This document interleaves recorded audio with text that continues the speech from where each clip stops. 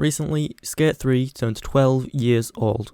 We've been trick lining and speed glitching for over a decade now, and that got me wondering if maybe the massive wait for a new skate game is actually a good thing for the community. Now, hold on. Just wait before telling me in the comments that you've cried at every single EA player since 2010 waiting for them to announce a Skate 4, and now that they have, you can finally function like a normal human being.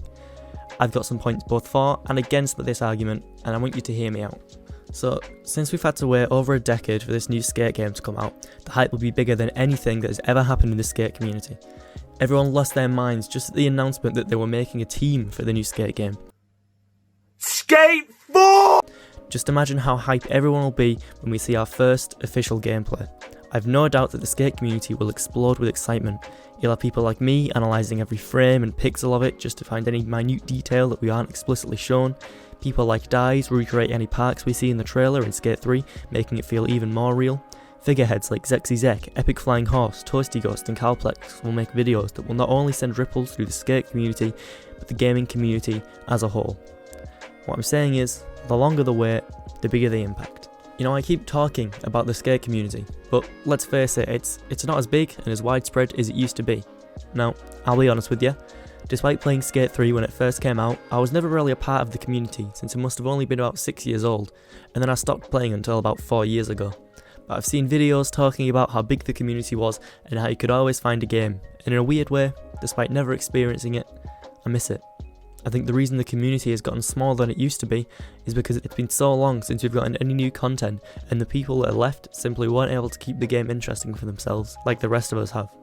And so for that reason, they left. It's a shame that they didn't stick around though, because recently some members of the community have done some really cool stuff. Take for example the Skate 3 emulators on PC, which allow modding like we've never seen before. As of recent, I've been almost addicted to videos showcasing giant ramps in the sky with players getting massive airtime, longer than the vanilla cap of 5 seconds, because of course, that's what mods allow. Going back to the people that left because they couldn't keep the game interesting for themselves, I honestly don't understand how, every single day for the past decade plus, a new line, gap or challenge is found and shared for others to try. You don't even have to look for challenges online. I often just skate around and come across an area I've passed 100 times before, and suddenly have an idea for it.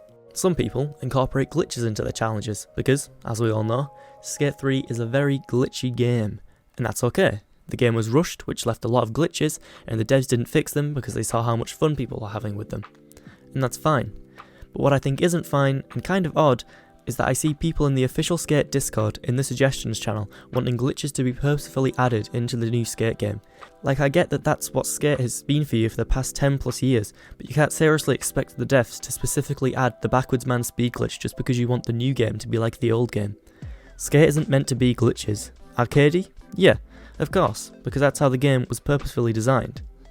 Sorry if that felt more like a rant, but I do think this is the worst thing to come out of the 10 plus year gap. Okay, back to another positive now.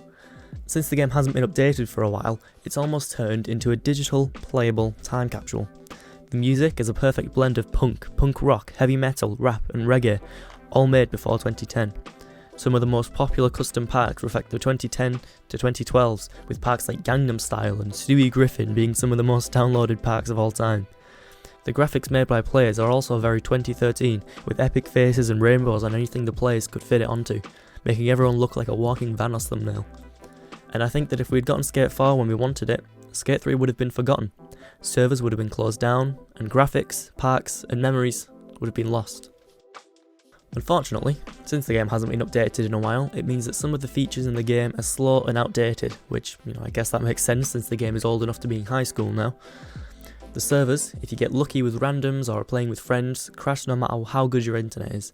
The loading times take forever, even if I'm just going back up to the top of Observatory from the bottom. And that's on the Xbox One. I feel bad for PlayStation players who are still stuck on the PS3.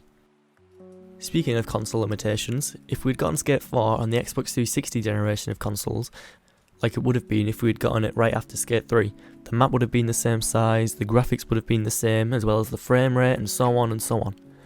What I'm saying is, since the new Skate game is going to be developed for the Xbox Series S/X generation of consoles, as well as PC, the map can be bigger, the textures can be better, FPS will be better, online will be better, there is even a chance of crossplay. Skate 4 has the best chance of being the best game on these newer consoles. Going back to the start of the video, talking about how the community is stronger, I cannot think of another game that has not only lasted this long without any updates, but also with next to no drama. I always see all the Top Skate creators interacting with each other on Twitter, bigging each other up, congratulating one another, and just being all around great representations of the community as a whole. So in conclusion, I do think that this long wait for a new skate game is a good thing, because it means that when we do get the new game, we can all go in it together, knowing that we stuck with the game we loved so much, and made the new one the best it possibly could be. I think that's everything. If you think I missed a point either for or against my argument, do let me know in the comments, or if you'd like, you could tell me that I'm very smart and got everything right. If you're feeling super generous, you could like the video and subscribe, as my goal is to hit 500 subscribers before the new skate gun comes out. And with all that said, thank you for watching, and I'll see you in the next one.